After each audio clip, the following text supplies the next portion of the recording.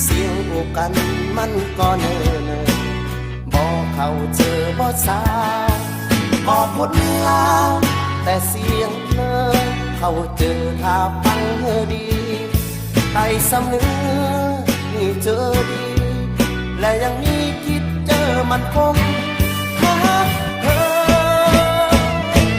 เธอเป็นเลยเพียงคำปาผมบ่อยากถ้าหากเจอจะอยู่เหนือหรือเตยอยู่บ่เลยก็แม่คนลาวแต่สำเนียงบ่ยังเป็นเลยขอเพียงเธอครับกันก็พอหากบ่รวยหากบ่หล่อกันก็พอขอเพียงจริงเจอขอเพียงพอ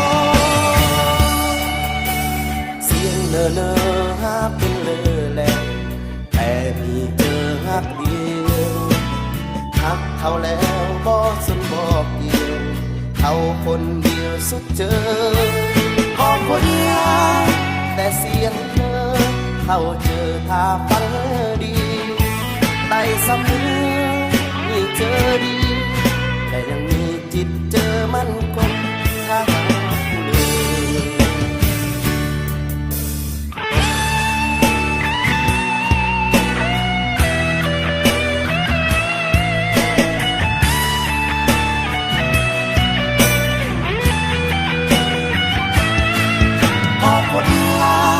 แต่เสียงเธอ